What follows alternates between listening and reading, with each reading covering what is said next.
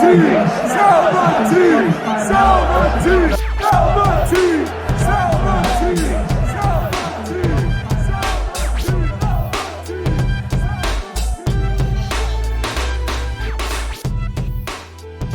yo, yo, yo, yo. Good morning, Coach. Good morning. Good morning. How are you today? Doing great on this New Year's Eve. New Year's Eve. Yeah, because by the time people see this, it will be New Year's. So first and foremost, Happy New Year's to you wonderful people out there. Happy New Year. Happy New Year's. How's your week been going so far, Coach? I'm pretty good. It's been nice to get back in the gym with the kids, practicing, and then also, the holidays recently passed by. And Yeah, how was your Christmas? Yeah, it was nice to be around family, around loved ones, and just having good food, opening presents, giving presents. I like my food. So. Yeah, I like my food too. Don't get it wrong, because at this point in my life, I ain't getting too many gifts. So the best thing I can get is food. There you go.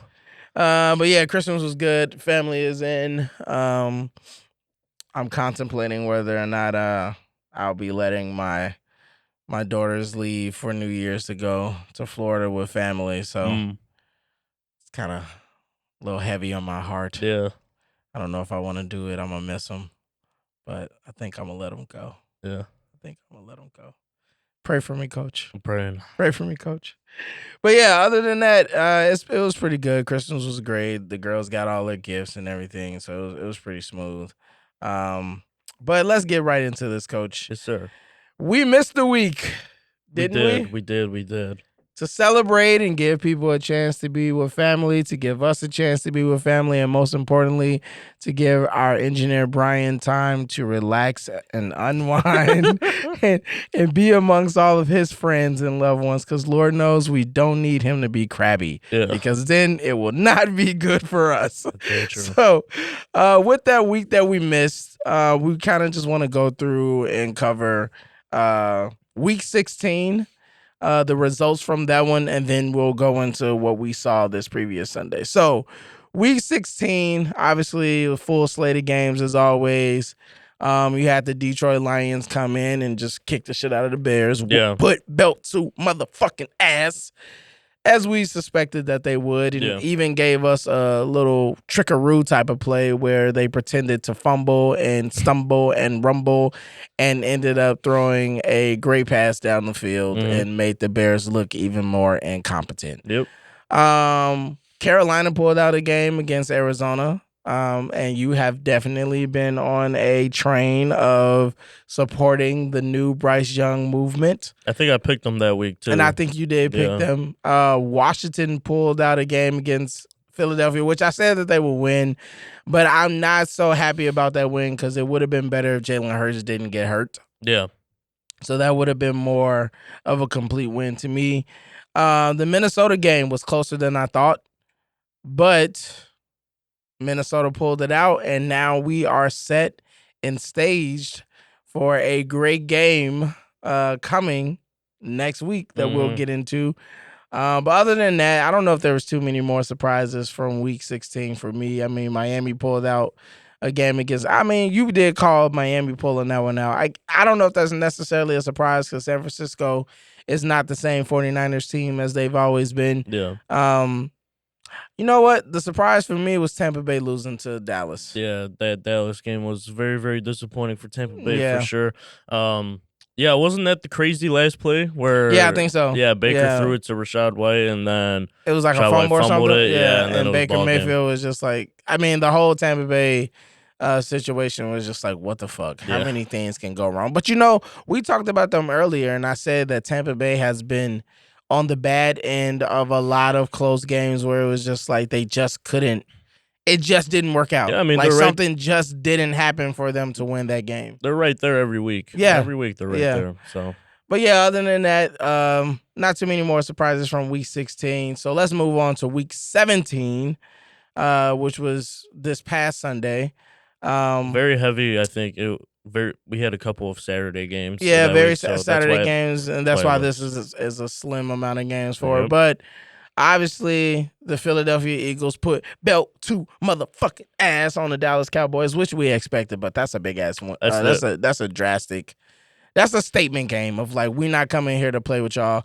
And Saquon is getting closer and closer to breaking this He's record. right there, man, and I think it's a real question of, Is it worth it to play him in week 18? that's what I mean. I think, I forget who they're playing. I don't have the schedule I'm in not front sure. of me, but Yeah. we'll see it later, when we go through our predictions. Um, but you do ask the question, if they're going to remain in their number 2 seed, no matter if they win or lose, it's probably not worth it to play him, and because you don't want him getting hurt. Yeah, And I think man. at this point, even if he does break the record, I think that MVP conversation is. You think it's past him? I think so. Why? Unfortunately, just because of how the way the media talks about the MVP award is very telling on who they're gonna pick. And Well, I mean, they I'm pick saying they this, pick quarterbacks. So yeah, like, and but this year it's gonna be Josh Allen because it was Lamar last year. They don't want to give it to him again, why not? and it was the same situation that it was for Lamar. Lamar had worse stats than Josh Allen last year. I think he only had 29 touchdowns and about 6 picks, Okay. but his team had the better record, and therefore Lamar he got he, the he was the best MVP. player on the best team. They gave him the MVP. Now Okay. it's a similar situation for Josh Allen, but his stats are a little bit closer than what Lamar was last year. It's literally the same situation, just flip flop. So Because Lamar got crazy stats this year. yeah, he does. But I mean, Josh Allen's right there as well. Is So it because of his team record is better than yeah, I the think the Ravens? team record's better, and some would argue he's doing more with less, which I think is than last year. Absolutely, they got rid of Stephon Diggs last year. Yeah, but I would still say he has a better wide receiver core than Lamar. Oh no, I'm saying that compared to what Josh Allen was doing last year, he's doing more You're not with comparing less. him to Lamar. You're No, just I'm saying that comparing he's Josh Allen doing from more. last year to this Oh, year. Yeah, okay. yeah, I yeah. thought you were saying that. Okay. I got No. you. Yeah, Well, if it goes to Josh Allen, that's fine. I yeah. mean, it would be cool to see Lamar do a three-peat on the MVP, but uh, I mean, sometimes you really got to do something really special in order for you to get that three-peat. Yeah. And if Josh Allen is still having a great season, which he is, if he's having just as much of a great season and he hasn't won the award yet, I don't think, right? He's No. never won it yet. So, yeah, I guess it makes sense for it to go to Josh. But other than that, any other surprises from week 17 from you? Yeah, I mean Minnesota beating Green Bay. The That was a way really I good mean, game. did you pick Green Bay for that one? Well, we didn't predict those Oh yeah, games yeah, yeah. because we were That's off, right. but That's I right. did have Minnesota winning that game. I think And Minnesota's legit. that game came down to some wow endings too. Yep. Yeah, so I don't know, man. I think that last game was very good too. I mean, Michael Penix came out and Yeah, balled that was out. an He looked overtime. really good. Look, man. Okay, real quick to the people. Michael Penix is an example of something that we discussed earlier on in our episodes about how you should bring your rookie quarterback into situations to learn first before you just throw them in the fire because it might suit them better. Having your rookie quarterback that you feel is going to be your future, learn under a veteran, get coached, get mentored, get trained is your best is your really your best option to make sure that when they finally touch the field, they can optimize their talent and skill set and be able to produce at a high level. Who's to say if Michael Penix would have started this season, he would have looked like this? No, I don't think anybody was expecting that. Like I mean, obviously, yeah, even if he started, obviously we wasn't expecting him to play like this, but I'm just saying the reason why he is playing like this could be more so a benefactor of the fact that he didn't come out the gate being thrown right yeah, into the I fire. could You know see what I'm saying? that.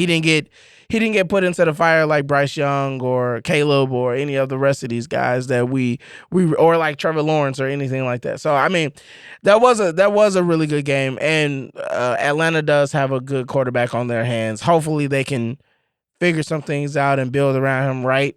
But it looks like when everybody thought that him being drafted was kind of suspect, because I remember when they drafted him, a lot of fans and a lot of broadcasters were kind of like, why would they get Michael Penix Jr. when they have Kirk Cousins Yeah, like I that? mean, even Ryan Poles was surprised during that draft reaction. He was He like, was like, what the hell? yeah, and then they Like, were able to take Rome. But yeah, yeah, I think that game and just that performance from Penix was like a really early indicator of how good this draft class is going to be for quarterbacks.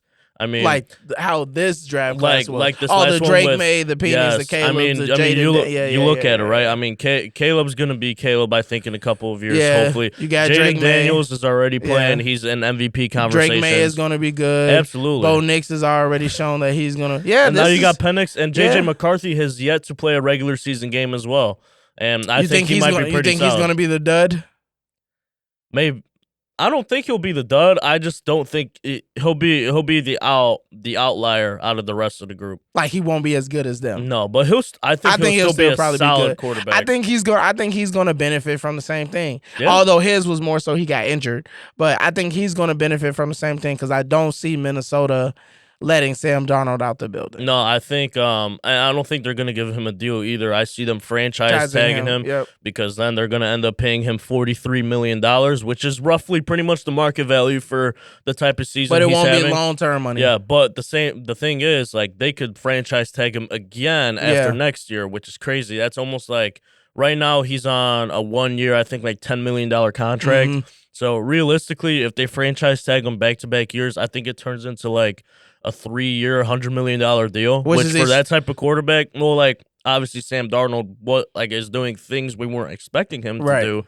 But if he does it again next year for the play that Minnesota has gotten out of him, that is probably like one of the best contracts in NFL history. Is like a 3 year, $100 million deal for a quarterback in the MVP race for consecutive years. It'll be one of the best stories in the end. I don't know if it'll be the best value deal because you of course want to get the best value at the cheapest you can get. Well, yeah, I don't know if that's the cheapest you I'm can saying get. money wise though, like that's for in today's market for top tier NFL quarterbacks, he'd only What's be the average price point for a top tier quarterback? 47. yeah, I mean that's why franchise tagging him would be 43 because I think they take the average from like the last 5 years Yeah. for like top 5 or top Yeah. 10 quarterbacks, and that's what they make the franchise tag. So Okay. yeah, it would definitely be over $43 million. Well, I would say this: if he hit the open market, they would probably be paying him more than 43. Yeah, That's why absolutely. Yeah.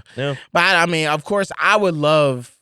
I mean, if I'm Minnesota, I would have loved to try to get Sam Darnold for much less than the franchise tag because, I mean, you don't want them 1 year wonders, man. You never know. Yeah, You really never know. All right, Coach, let's play our fucking game. Yes, Our favorite fucking game. been a while. Who's cooking and who should stay the out the kitchen? Number 1 on who's cooking. This team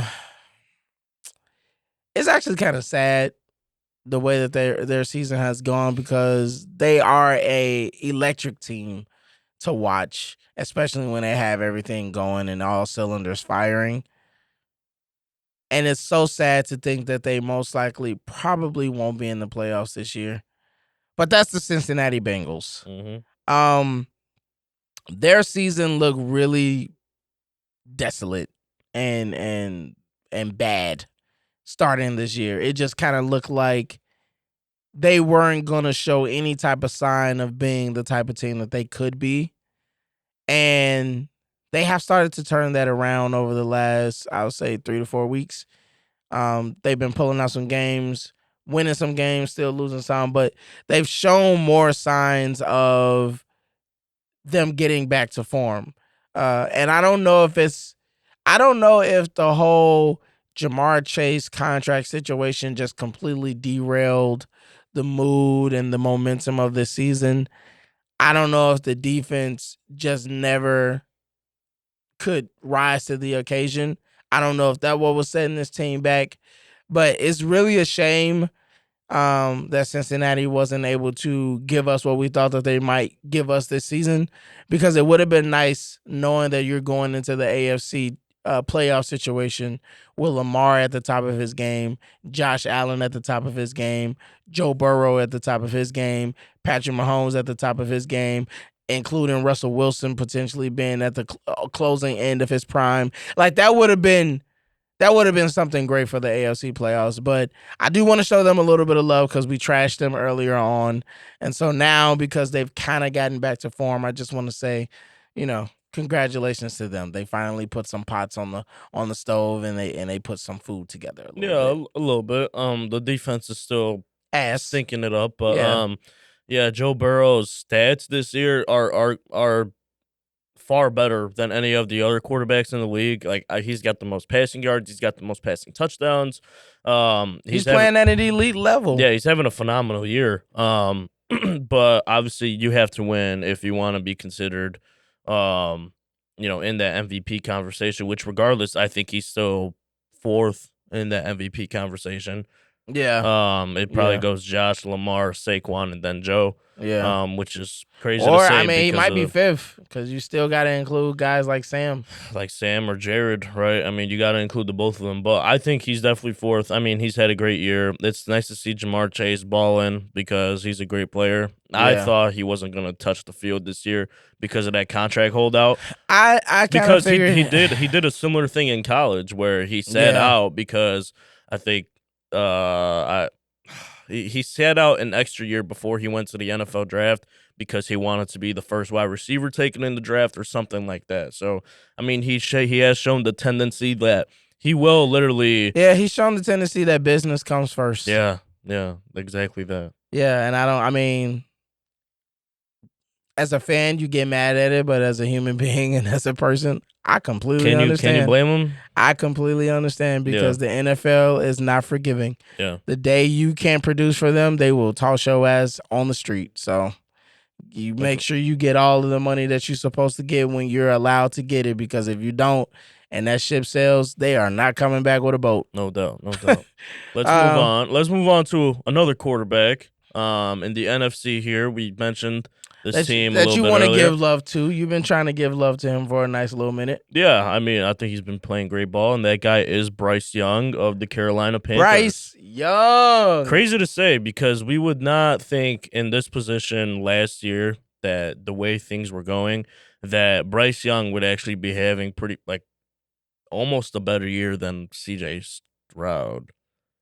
Like actual quarterbacking is what I'm saying. Ah. Not team record because obviously the Texans are a better team Well, and I mean, whatnot. But if you're taking like post benching, yes. yeah, that's what I'm Yeah, saying. pre benching, Oh, of no. course not. No, But CJ Stroud has also dealt with like there's been a lot of things going on with Houston this I season. think Houston got a lot of things wrong this year. For one, for two, they've also gotten incredibly unlucky with their health. And this has been 2 years in a row with that. I don't know what's going on with Houston and their strength and conditioning and their medical situation down there, but they need to get that shit together because too much junk food.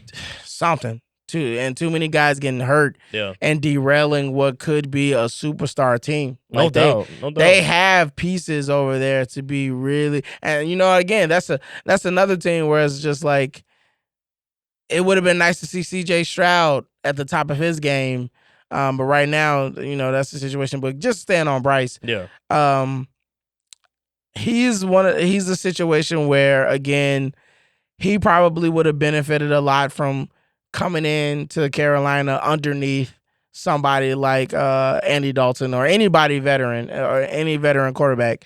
He probably would have benefited greatly from that because clearly we see that the moment that he was able to be benched, go to the quarterback room, spend time with the film, spend time with coaching, spend time with looking at his mistakes, spend time with looking at Andy's mistakes, and kind of absorb all of that information. The moment he got back on the field, he looked like the Bryce Young that people thought that he could look like. yeah, no doubt. And I mean, does this necessarily mean that he's gonna be this quarterback that he was praised to be coming out of college? I'm not necessarily sure because he was hyped up a lot to be this next great quarterback and whatnot. But I mean, it is very encouraging, I'm sure, for Carolina fans to see Bryce Young finally going out there and doing what Bryce Young does. Yeah.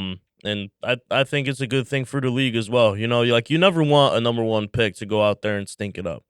You always want him to go out there and at least show like improvement. Whether like from week 1 to week 18, you want to see that he at least got somewhat better and has started to learn the NFL game a bit more. And obviously Bryce Young is in year 2, and I think he has shown that. I think he's shown more poise, more maturity, more willingness to stay in the pocket and find a throw. instead of trying to scramble around and make a hero play. And I think that's benefited him greatly. Is wanting to see the number one overall draft pick succeed, is that more of a political thing or is it strictly a football thing? I think political. Okay. Just because of how much time and money is invested into promoting that number one pick, and like all the media time also spent on that number one pick. Whether Gotcha. you talk about Caleb, whether you talk about Bryce Young or Trevor Lawrence, I mean, all those guys had crazy media hype going into the draft day. And for them not to come out, it then really looks bad on NFL scouts. It looks bad on the media, and I'm sure the NFL can't afford that. I agree Mm. wholeheartedly. I have no, I have no disagreement, sir. You cooking today, coach? Cooking. That food really was good for Christmas. You are cooking, boy. All right, the next person that's cooking, and regardless of whether or not this team does anything, and they're not going to do anything, they're not No. going to the playoffs. But Mike McCarthy, I want to give him a little love because. Just a little bit. Just a little bit, not too much. Yeah. I just want to give him a little bit of love because now that Dak is out for the season and gone, and they got to figure things out what Dallas is going to do. He's been able to show a little bit of why he was a head coach and why he had good years in Green Bay with their backup quarterback. I think it's not Trevor, not Trevor Lance, but the other kid that they got. Not Trey Lance. Not Trey Lance, but it's another quarterback. I can't think of his name right now. Yeah, but the point is, he's been able to show a little bit of, like, as a head coach, why people had such high praise for him and why people thought that he could be someone that could take Dallas to the Super Bowl. And when you're in a situation where you're under so much pressure, under so much scrutiny all the time, it's kind of easy for you to just break. You got his name? Cooper Rush. Cooper Rush. That's there we what go. I thought. Yeah.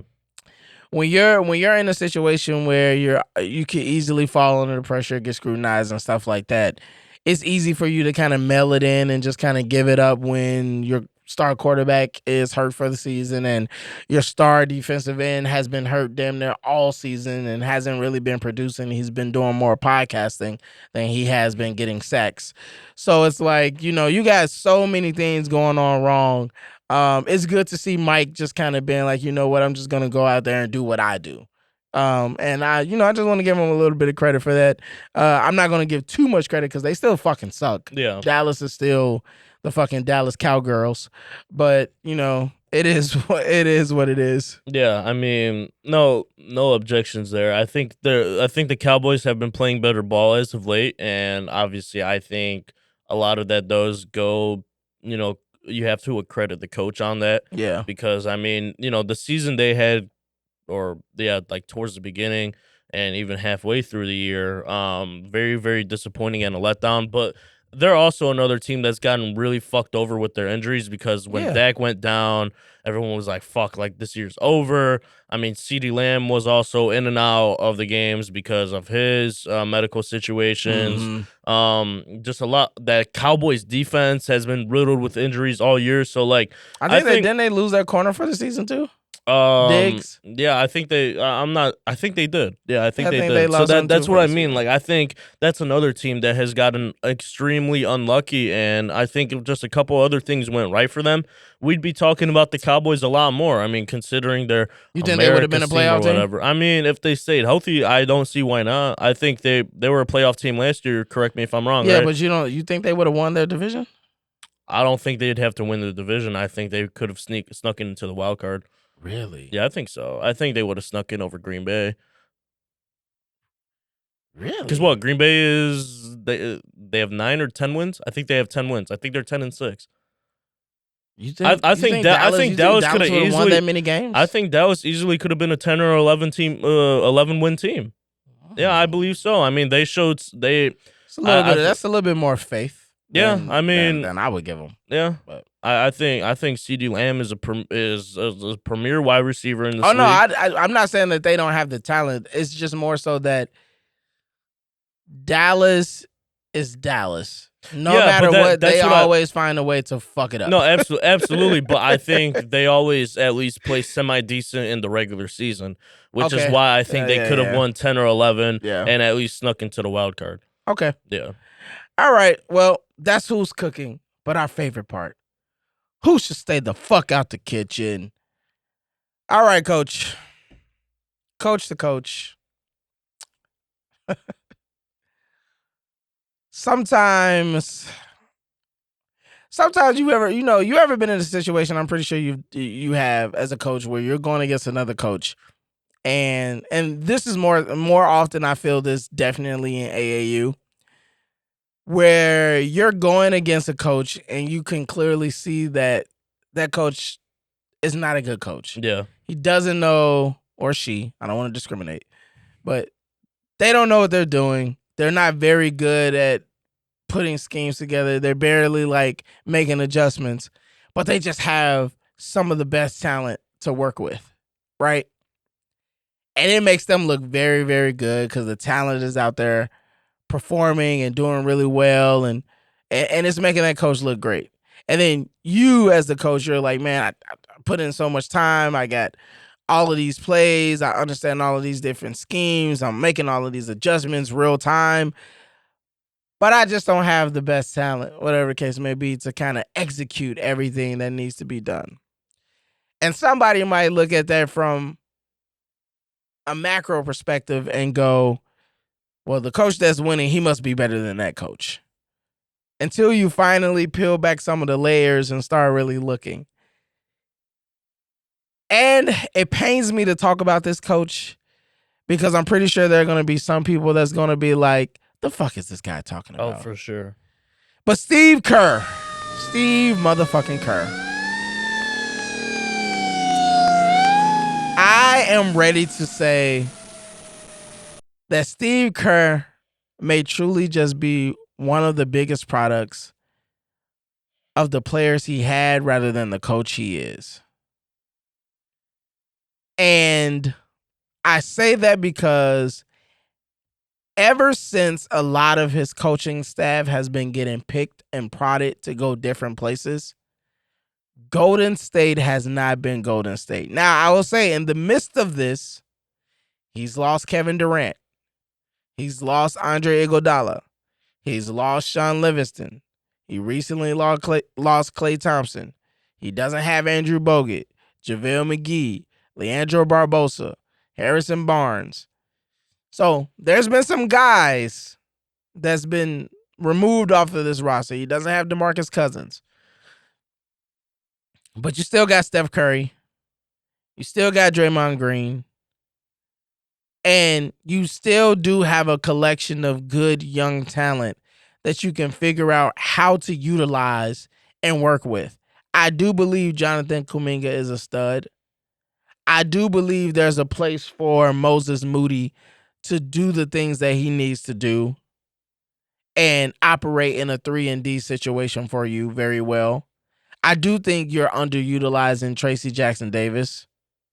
I don't think you put Kevon Looney in spaces where he can be utilized offensively. You're asking way too much from Draymond Green still. Brandon Podziemski, they missed on that one, thinking that he could be something. And they foolishly did not allow Jordan Poole to stay within that organization because they wanted to prove a point about chemistry and the pecking order of respecting your veterans. All of this, I do believe, is because of the guidance of Steve Kerr and how he thinks and how he does things. And I am going to say it. He's ruining Golden State because he may not be the coach that people thought he is. Wow. Okay. And your thoughts? That came completely out of left field. I was not thinking it was gonna go that direction, but I mean, no, I'm all the points you did make are valid though, because you do look at the downfall of this Golden State team, and you do look at the team on paper. That team is good enough to at least compete for Top 6, six. 5, 4. Yep. You know, Yep. like I think Yep. they're good enough for that. They're good enough to be top 6 in the West. No doubt. And you know, for them, I don't even think they're in No, they're not in the play-in. They're number contention. 11 now. That's what I mean. Like that's it's crazy to think. And then, it doesn't even just go to that. Like, I think you could even look at Steve Kerr head coaching the USA Olympic team in the summer, and Jason shit, that Tatum never team, touched the floor. yeah, and that team was struggling against Serbia until KD or still Steph Curry decided to take the fuck over. So Yeah. how can you? How is that Like, culmination imagine if we of would have talent? lost gold. Oh, geez, and that's our like dream team. Like that is our most recent dream team. You know what I mean? Like that's yikes. Like I do see the points you're making, and I think Steve Kerr is a good coach.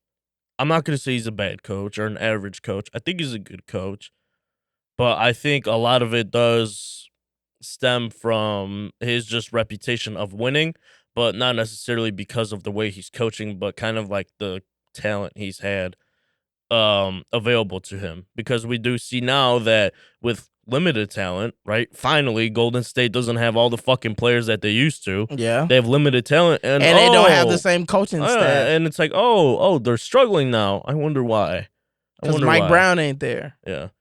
And who's the other coach that is coaching Cleveland right now? Kenny Atkinson. Yeah. He's not there.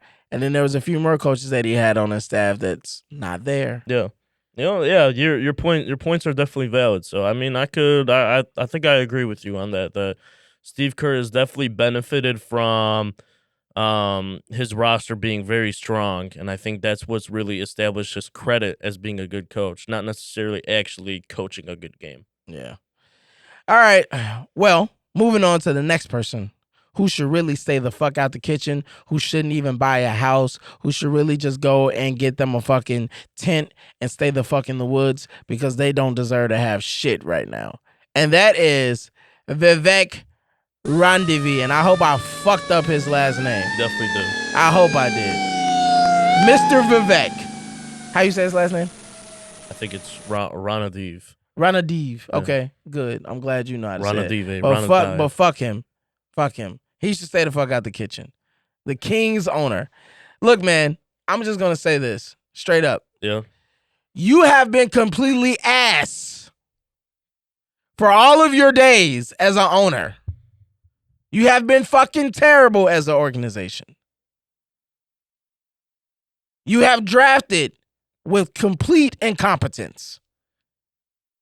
The only two times you have gotten it right is DeMarcus Cousins and De'Aaron Fox. And they are so spaced out in between. Yeah. I'm talking about under his regime. Yeah. We're not talking about the Kings that actually had a good run and good times. Since this guy has taken over, they have been completely ass. Considerably always one of the worst teams in the NBA. Yeah. You finally get chemistry, you finally get culture when you hire Mike Brown about 3 years ago, 3 to 4 years ago. You finally got something going. This man was coach of the year. Speaking of coaches, this man was coach of the year. Mm-hmm. Got De'Aaron Fox to a level of play that people were questioning whether or not De'Aaron could get there. Because there was a strong period of time where people were questioning whether or not the Kings chose the right person in De'Aaron, because I think he was in the same draft with Luka. Am I correct? I believe so, yeah. Yeah. I think he was in the same draft with Luka. I could be wrong, but we'll fact check that at some point. But regardless, there was a period of time where people thought De'Aaron was not living up to his hype.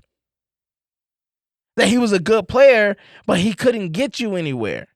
Mike Brown shows up, puts culture into this team, gets them to play a little bit of defense with bad defensive players, and basically just super hypes their offensive schemes, their mechanics, their schematics, and gets them to a team where their offense is always amongst the elite in the NBA, especially in pace. So fact check, that was not the Luka draft. That was the Markel, Lonzo, Jason Tatum draft, and Laura Markkanen. Yeah. Even worse.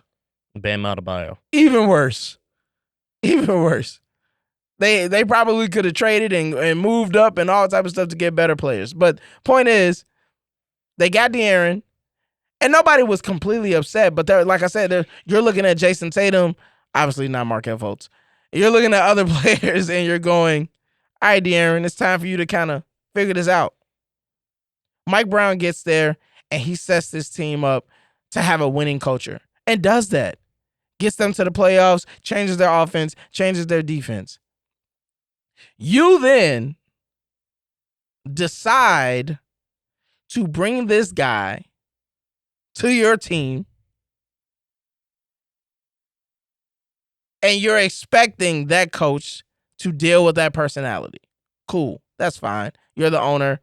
You got your GM. You guys can make those decisions. But when it doesn't work just for a little bit, you don't remember everything that this man has already done for you. You don't remember everything that has already been produced. His resume doesn't mean shit.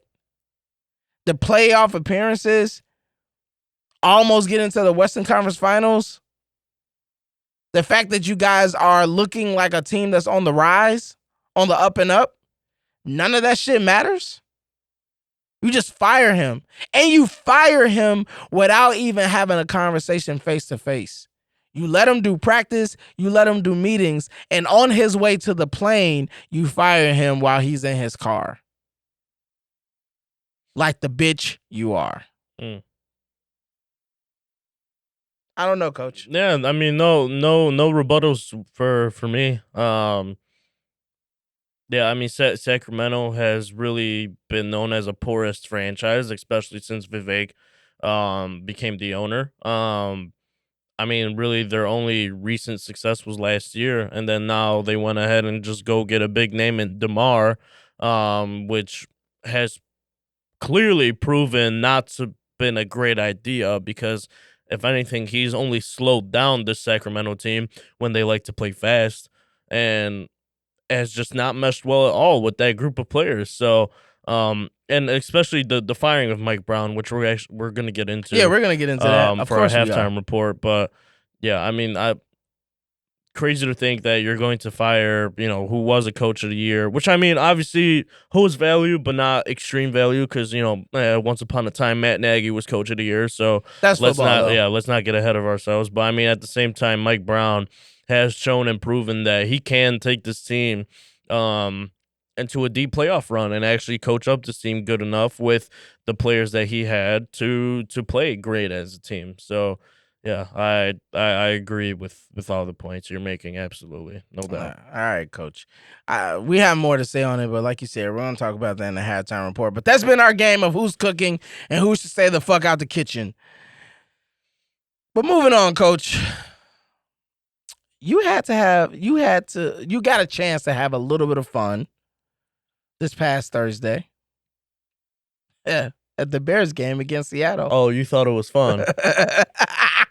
You thought it was fun. Okay. I thought you had a great time. Oh, I mean, I thought it was a wonderful time that you had. I mean, it was funny. It wasn't fun. It wasn't. Oh, it was funny. Funny. Tell the audience, tell our halftime fans how you had a wonderful time representing the halftime at the Bears and Seattle game, Coach. Yeah. So, unfortunately, I was at this Bears Seahawks game, which actually was my first ever NFL game that I've been to. Really? So like regular season or just in general? In general, NFL, oh, wow. like even preseason, nothing. Okay, Like, this was my first cool. game. I rock with that. I had the absolute pleasure to watch this outstanding game that occurred last Thursday. Yeah, it was on Thursday Night Football. It was a beautiful game. It was a classic. Up and down, a lot of scoring. Oh yeah, it was fucking phenomenal. Yeah, I mean, just both teams, it has to be a game that's going to be on NFL films. Yeah, it's going to be in their archives forever. Yeah, it has to be. Newsflash, it was not. All right, it was a very, very bad game. The final score was 6-3. I mean, just really bad, bad. Yo, I just want to say, I had good seats, which was sat fine. for 60 minutes to watch 3 field goals. Longer, coach. I mean, we sat there. It ain't even about Well, that. not 60 minutes, but 60 minutes of play for And 3 field goals. and Bears fans, if you guys have been to the games, like you guys know sometimes the walk you have to make to the stadium because once you get closer to the stadium, like not too long before kickoff, a fucking 10-minute drive turns into 40. So Yes. you literally have to get dropped off early by your farther for your Uber. Then you got to cross over Lakeshore Drive on the bridge that they have, and it's like a fucking 2-mile walk. Man. For this bullshit. I walked my ass off, which granted, for a December game that was the day after Christmas, we were actually blessed with pretty decent weather. It did start raining at some point, which was really annoying because it made it kind of cold. But other than that, it was like 45 fucking degrees at like 10 p.m., which was awesome. You never get that for a December Chicago game. Yeah, that's true. So we got really, really lucky. But yeah, I mean, just terrible game. Were you part of the people in the crowd that was screaming, "Yes, sell the team, coach"? Yes, I was. Oh my God, yes, this guy. Not the you know, number one Bears fan. I actually started the chant in my section. Did you? I did. You're an asshole. I did. I started the chant in my section because I heard the section over chanting. I'm so like, you're like, fuck we're it, doing it. Sell the team. Yeah. What'd you think of Caleb's play? I mean, it sucks that he had that touchdown pass taken away from him because it would have been the only touchdown for that game of the game. But of course, with our second least paid offensive line in the league, it's bound to happen for guys, to pick up holding penalties and whatnot. That's just to be expected. So, I thought Caleb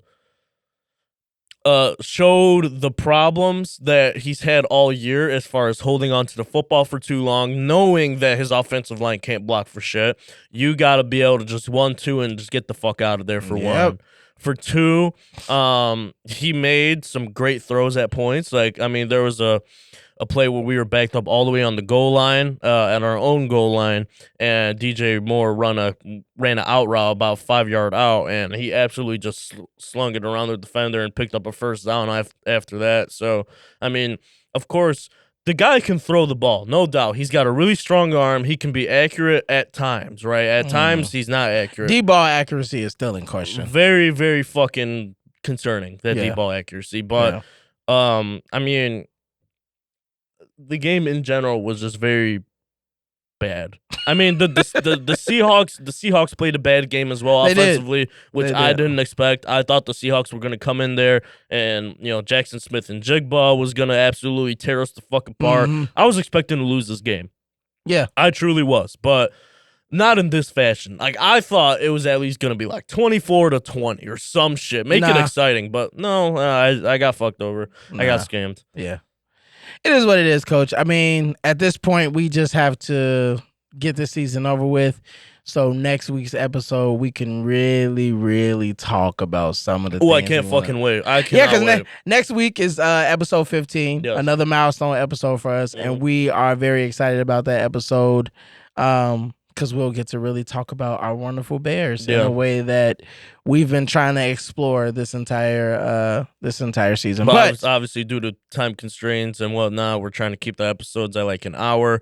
Next episode, we're finally just gonna give ourselves the fucking time to just dive in the whole entire time. So absolutely. That's gonna be fun. All right.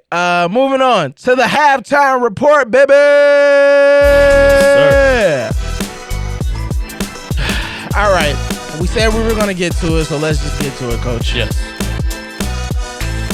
Mike Brown was fired, as we let the audience know. Yeah. And as the world knows already, he was fired and let go by the Sacramento Kings. And I don't agree with this firing. I know that Sacramento has not been playing up to par with the way that many have suggested and many thought. But I did want to show you, or at least read, something that came across me just a second ago. And it said that part of the contention and disagreement within the Sacramento Kings organization as to what led to Mike Brown's firing is that Mike Brown wanted DeMar DeRozan to come off the bench. That's a good coach because I'd do the same shit. That is a very smart coach because Lord knows the conversations that I've had with many of people where I said that if DeMar DeRozan really wanted to help the Chicago Bulls when he was here, he would have made a great player coming off the bench and giving us that scoring and leading our bench unit, because he would have been able to completely obliterate any bench player in the NBA. And that would have made our bench probably the best bench in the NBA with the additional pieces around him to allow him to do what he wanted to do with that bench team, where he could be the ultimate scorer and facilitator at his will. But no, it's his ego and him being Debo and me being the guy, and I was the man in Toronto, and I'm going to start. I've been starting my whole career. I understand now. He got fired because he wanted to be a good coach. Yeah. That he didn't want it. He got fired because he wasn't willing to participate in the politics of things. He had the balls. He had the balls Yeah. to say, yo, look, man, this guy isn't good for me as a starter. I don't give a fuck if he is this big time player. He's an aging veteran. It's actually time for him to come off the bench. Yeah. He can't really give me anything as a starter outside of slowing the game down and keeping us from being able to play the way that we've been accustomed to playing and the way that we've been winning games. And if we want to get back to form, there's a way that we can do this with using him, but it can't be in the starting lineup. He got fired because of politics. And now that makes me even more upset because it makes me wonder, has the smoke around De'Aaron Fox about him potentially being traded, was that because De'Aaron lost confidence in Mike Brown, or De'Aaron was losing confidence in the organization? And I don't know, because either, to be there's honest. also a rumor that Mike Brown challenged De'Aaron to kind of step up more and become more of a complete player and leader. And if you look at some of the body language that has been permeating from De'Aaron when asked about Mike Brown, he's been very kind of aloof or company man like, whereas like I can't say too much. All I can say is that I wish him the best, and I hope, he was great for my career. I wish him the best and everything like that. But the NBA is a business, so at any point at any time, anything can happen. It's like, come on, dude. Like, at least at some point, give me a little bit of honesty. Yeah. Give me a little bit of realness. How the fuck do you feel about your coach, who was coach of the year, that finally led you to playoffs and started giving you success, being fired in his car on the way to the game? How the fuck do you really feel about that? Yeah. Say something.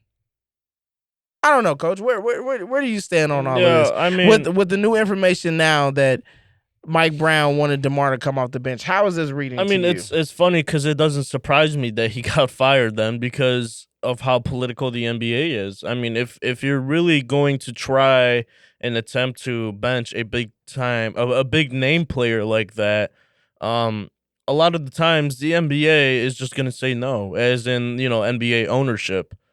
Like, you're telling me the guy we just traded for this last offseason that was supposed to put us over the top, you want to bring him off the bench? What the fuck is wrong with you? This guy's putting asses in seats. Like, this is DeMar DeRozan. Like, Yeah. why are you trying to bring him off the bench? That's the stupidest thing I've ever heard. Fired. Mm. And then I guarantee you their season's gonna turn to absolute shit now. Well, I just got another little tidbit. I guarantee it's gonna go to shit. Really quickly. The Sacramento Kings were losing to the Mavericks 67-62. Then DeMar DeRozan went to the bench with 4 fouls at the 8:30 mark of the third quarter. The Kings then went on to outscore the Mavs 35-18 with DeMar DeRozan on the bench, and ended up winning 110-100 to end their 6-game losing streak. Yeah, you know why? Because they were finally able to play at the pace they want to. So right out the gate, right out the gate as we're discussing this dynamic of DeMar going to the bench. They were on a 6-game losing streak. He has to go to the bench because of foul trouble. And immediately there is a result of what it looks like for Sacramento to not have to deal with DeMar on the floor. I'm telling you, man, it's not coincidence. It's not fucking coincidence. And the people in the comment section under like some of our DeMar DeRozan clips, I think you guys are fucking brain dead at times. Like I don't see what you guys see in DeMar DeRozan. Like I think no doubt he's a good scorer, but is he a great scorer? I don't know. He can't shoot the 3-ball, can he? Not really. Does he play fast? Not really. He kind of plays very slow, very 90s like. Yeah. I don't know. Yeah. All I know is that's fucking insane that it's fucking insane that you can't be a coach sometimes, that you can't literally just have the autonomy to say like, hey, this is my team. These are the players that I have. Let me facilitate this to its best. And it's right. And it's so funny because I think me and you have both come across those situations. Oh yeah, even on a high school level, right? Coach. At the high school level, we've come across, So I can really only imagine the type of politics on a professional level. Right, it's probably guys exasperated. Making tens of millions. Of dollars. It's probably a whole different type of animal. I mean, Yeah. like you said, I've dealt with my own politics on a high school level, so I can only imagine what he's going through. But moving on, because we could beat that with a dead horse. Sorry, Mike Brown, that you got fired, but fuck the Sacramento Kings. Oh, he'll find a job soon. Oh yeah, he will. But sticking to the NBA, obviously we know the trade deadline is coming around February 6th, and it'll be on the horizon before we blink our eyes twice. Yeah. The way the years are going by and days are going by. But I want to talk about a few players, and I want to start off first with Jimmy Butler. I do think that he's going to get traded, and I think he's the first domino that will start to spark it. Sure. I think once the Jimmy Butler trade gets going, then that's when teams will be like, okay, it's time. All right, we're really doing this. Yeah, fuck it. It's time to move on. Nobody's holding on to shit no more. So let's shake this shit up. Let's get these deals done. And the reason why I think Jimmy is first is because there is a few teams that could utilize what he does and what he can bring. The most interesting team is the Phoenix Suns to me, because I do think, oddly enough, he would be a great fit there running their point guard, because he can assist, he can set up, he can play make, and he won't have to necessarily be shot hungry. Yeah, that's true. That's true. He'll be okay giving the ball to Devin and Kevin and figuring out a way to get his shots within the flow of that, because that's literally what he does in Miami. Now, the difference is in Miami, he gets most of his shots towards the end of the game because he's the closer. So it would be interesting to see how he adjusts to that in Phoenix, as far as you're not the closer, Kevin Durant is, or Devin Booker is, depending on who got the hot hand. But I think he can find his spots way better than what Bradley Beal does. I think he can too, and that's something like their contracts are both very similar. Yeah, they can pretty much just be traded for each other. Yeah, like contract wise. Yeah. And I think I could see the point you're making about Jimmy, being able to run the point guard. I think that works quarters 1 through 3, but once it gets to the 4th, I think his ego gets the best of him. You think so? I don't know if he's even capable of taking that step back, because I think he does, because he's struggled to do that in Miami. Well, I mean, who is he supposed to take a step back to? Tyler Hero? Well, I'm not saying he has to do that, but sometimes if he's having an off game, this motherfucker is still chucking up fucking shots at the end of the game instead of giving him one more pass. Well, that's because he feels like he's the man in Miami. Well, and he is, but you also have to realize, kind of how LeBron does now. And how LeBron has his whole career, if he sees there's a better shot available, he's gonna pass it. Yeah. And he's gotten a lot of criticism for that, but realistically, that's the best basketball play you can make at that given time. Yeah, I mean, I get what you're saying. I think he understands that in Phoenix, he's not the man. I think he knows that Yeah, I walking could. in the door. Yeah, I yeah. think he knows that walking in the door. Well, And he's played. does he though? Yeah, Because like yeah, his fucking ego is massive. it is, but he's played sidekick before. He's done it before. When When he was with Chicago. Yeah, but that was at the beginning of his And career he when did- he and- knew he was nobody. And he did it in Philly. Okay, yeah, that's true. And he had to play. do it in And he Philly. had to play sidekick in Minnesota because even though he was looked at as like the leader, Cat was still the best player. It was Cat's team. Yeah. Yeah. Okay. Yeah. All right. Okay. So I think he has the capacity to do it. It's just that in Miami he's the man. Got you. But after Jimmy Butler, I think the next domino will be Brandon Ingram. I do think that New Orleans, they may want to hold on to Brandon. I'm not so sure that he'll get traded, but I think if Jimmy goes, that's what I mean by the dominoes. Yeah. I think New Orleans looks at it and they go, okay, well, nobody wants CJ, and nobody is going to give us what we should get for Zion, right? And that's why I say should. Nobody's going to give us what we should get for Zion based upon the talent that he is because he's always hurt. Yeah. So if we want to do anything about our season, if we want to salvage our season in any kind of way, let's see what we can get for Brandon, especially because they haven't signed him to another contract yet. They haven't given him an extension. So it would make most sense for them to say, look, what team is looking for Brandon Ingram? What can you give us for him? Is there a first-round pick? Is there a couple first-round picks? Is it a first-round pick and 3 second-round picks and you giving us some nice young players to go with it? Cool, Brandon. It didn't work out here. We didn't give you a contract. Hopefully the team that wants you can get you an extension, done right away. So I think that would be next. Your thoughts on Brandon? Do you see him being moved or no? Yeah, I can see him being moved simply because his contract is expiring after this year, and I don't necessarily see New Orleans wanting to re-sign him. Okay. Because I think the direction that they're trying to go in doesn't It's to start it necessarily- over. Yeah, either start it over or really try to build the team around Zion, and I don't necessarily think Brandon Ingram try to do it again. Yeah, and I don't think Brandon Ingram fits around Zion too well because Brandon Ingram needs the ball in his hands, I think. Yeah. Where do you see Brandon? If somebody was to trade for him, where do you see him going? Chicago. Really? Yeah. I can see him going to Chicago. You think he works in Chicago? Yeah. The same way Michael Porter Jr. would. Yeah, but Michael Porter Jr. plays a little more off the ball than Brandon. Brandon Ingram could do that too, though, if he was asked to. You think he has I it? think he could. Okay. That's a tough sell for me because he needs the ball. Yeah. He's like a taller version of Kobe White. Yeah. But Kobe would get packaged in that deal. Kobe would probably get packaged in that deal. I don't know. I mean, okay. I'm not mad at it. I mean, I like Brandon Ingram. Am I saying what do I want that to happen? Not necessarily, but Okay. I think that's like probably the most like realistic spot of him going to. See, I thought more like Atlanta.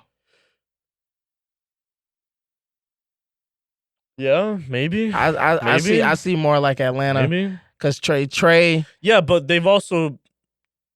but Trey Young is also like, I don't know if Brandon Ingram works there because, like, again, Brandon Ingram needs the ball in his hand. Yeah, but Trey is a willing passer. Yeah, Trey's a willing passer, but at the same time, like, I just don't think that dynamic would work between the two. I don't know. I can see why you say that. Yeah. But the next guy, if Brandon Ingram gets moved, I've been hearing his name a lot. Kyle Kuzma. Yeah, I think he's definitely on the move. I don't know where he's going. Me either. Honestly, I think he might be the guy that can end up in Chicago. I think he's a guy that ends up in Golden State. They make another deal with Washington again? Maybe. Why would he? I don't know. Why would he end up in? Well, Sacramento has been rumored to wanting him a lot. Okay. They keep permeating that Sacramento may make a move for Kyle Kuzma. Why? I don't know. Yeah, that doesn't I don't make know sense what. for I him don't even either. know what the package deal that Washington would want. Like if you're not including like Keegan Murray and Malik Monk and something like that for me to get for Kyle Kuzma, I don't want anything else that you're offering me. So you're gonna have to give me some nice young pieces. Well, I wouldn't be surprised if Sacramento does it because they've already shown that they make stupid trades. So You're right. They've already shown incompetence, so they might decide to do that. yeah, But I like Kyle Kuzma. I like what he can bring a team if he's focused. Obviously, in Washington, he's just wasting his time there. Same thing with Jordan Poole. And Jordan Poole is also somebody that rumored Denver was looking at for a deal. Yeah, I saw that. I don't know exactly what they would have sent to Washington for Jordan Poole, but I think Denver might be in on the low end cost of things. I think they're saying certain names just to show fans that they're interested in a big splash, but I don't think Denver really wants to shake up their team like that. I think they just need to add a piece to kind of just help and assist things going on. But the next guy that I think after Kyle Kuzma that could be on the move, and I just want to show, just let fans know, like, of course we can mention big guys like Joel, Giannis, and stuff like that, but we're not. Yeah. The next guy is Chris Middleton. Milwaukee is definitely trying to showcase him. As of late, Giannis and Dame haven't played a lot of games. Obviously, it's the holiday season, so they most likely are getting scratches, medical reasons for just them hanging out with their family. But I do think Milwaukee wants to move on from Chris Middleton because I think they think that there's an opportunity for them to reshape this team around Dame and Giannis in a different way. And Dame needs the ball. So does Giannis. And there's no space to kind of concern themselves with giving Chris Middleton that ISO capacity that he used to have when Drew was the point guard who played off of him. So I think they're looking for a guy that could potentially play a little bit more off of Dame and Giannis more than anything else. And the team that I think that could end up trading for Chris Middleton is the Chicago Bulls. Now, I know fans will probably be like, why would the Bulls do that shit? But the reason why I would say that they would do it is because Chris Middleton provides us everything that we schematically got from DeMar, but with a three-point shot and a lot less ego. And more defense. So I think if the Bulls are still thinking about putting together a roster that can compete and get to the playoffs with championship capacity, Chris Middleton would be the perfect addition. What pieces you give up? Most likely guys like a Patrick Williams and some mix of that. Yeah. And Patrick would be great to play off of Giannis and Dame. Only problem is, who do you have on your roster now at that point that gives you some formidable defense against Giannis? That's what the Bulls will have to figure out. But there is a name out there that I think that they will look at on the buyout candidate to try to help them go against Giannis, and we've already talked about that guy. But that's been the halftime report, Coach. Let's get into our Week 18 predictions. Week 18 predictions. Yes. Alrighty. I don't think we have a graphic for this No, one. we don't. But you have. Awesome. Oh, we do have a graphic. Look at that. Look at that. Brian, you're the man. You're the man, Brian. All right. So, starting off, Browns and Ravens. I got the Ravens to go ahead, just spank that and get that over with. Yeah. Panthers, Falcons. That's going to end up being a good game. Oh, it goes left to right. Oh, so sorry. That next game is Bengals, Steelers. Yep. That's going to be a good one, man. Damn, Coach. That's that AFC East. I'm picking the Bengals. Right? Or AFC North. I'm picking the Bengals. I'm picking the Bengals. Shit, in Pittsburgh, give me. They're gonna surprise them. They're gonna beat them at home. I'm not a believer in Russell Wilson. Okay. I'll take Pittsburgh. Okay. I'll take Pittsburgh. Panthers, Falcons. That's gonna be a good game, but I got the Falcons. Yeah, I'll take the Falcons too. Texans, Titans. I got the Texans. Is it Texans, Titans next? Yeah. It is. New York and Philly. Yeah, Philly. I got Philly. Yeah. Saquon is going to play, I think. Hopefully he does. But like you said, if he doesn't play, then that's just him forfeiting the MVP or even just forfeiting a chance at the MVP. Yeah. But I think he would like to have the rushing record if nothing else. Yeah, no doubt. Jaguars, Colts. Give me the Jaguars. The Colts are a dumpster fire right now. I got the Jaguars. Washington or Dallas? Washington. I got Washington too. Bears, Packers. I got the Bears. No, stop doing this shit. I got the Bears. You got to stop doing this. I got the Bears. You do it every week and they lose every fucking week. I know, but I got the Bears. They're gonna upset the Packers. No, on the not last in week. Lambeau. Yeah, Not in Lambeau. Fuck no. They're gonna do it. Especially That's the perfect way to cap off this season. We've been shit all season, but guess what? Fans can walk away saying, "It's not gonna happen." We beat Green Bay. We're gonna score 9 points at most in that game. We're gonna do it. Saints, Buccaneers. Bucks. I got the Bucks too. Bills, Patriots. Bills. I got the Bills. Well, didn't they just played 2 weeks ago? Yeah. Chargers, Raiders. Who cares? But I got the Chargers. 49ers, Cardinals. Niners. Who cares? But I got the Cardinals. Chiefs, Broncos. That can end up being a very good game. But I think Patrick Mahomes isn't supposed to play this week. No, I think they've clinched up that number 1 seed. So I got the Broncos. Okay, yeah, I'll take the Broncos. Seahawks, Rams. Seahawks. I think I don't know if they're Are they out of the playoffs? They might be. They might be right there still because the Rams have been winning. I don't know. I'm gonna take the Rams. I'll take the Rams too. Yeah, Dolphins, Jets. Who cares? But I got the Dolphins. Yeah, give me the Dolphins. And the most man. anticipated game of the week. Yeah, that game's gonna be crazy. Vikings and the Lions. Who you got, Coach? Give me the fucking Minnesota Vikings. Give me the Minnesota Vikings. Give me the Vikings. Give me the Vikings. I just trust the fact that they have a defense, and the Lions' defense is just completely obliterated. Yeah, no doubt. I mean, they are playing in Detroit, so it might be a little bit tough with that Detroit crowd. But I think I got Minnesota. But the Lions' offense is rolling and rocking, baby. that's very true. But I think Sam Darnold and company will come in there and bring an AK to the gunfight. So, yeah. All right, ladies and gentlemen. We want to remind you that the sweepstakes is still on. This is the last week that you guys can get in on the sweepstakes. Yes, sir. The Bears are playing Green Bay. As always, you know what to do. Post a video, tag us in it, follow our YouTube, follow our Instagram. Give us your prediction of the score at the halftime between the Bears and Green Bay. And if you are correct, you will win the cash prize of $50. Woo! All right. It's been another episode of the Halftime Podcast. This is episode 14. I am Coach Malcolm. I'm Coach Conrad. And as always, you know how it goes. See red and bear down, baby. Happy New Year's. Happy New Year.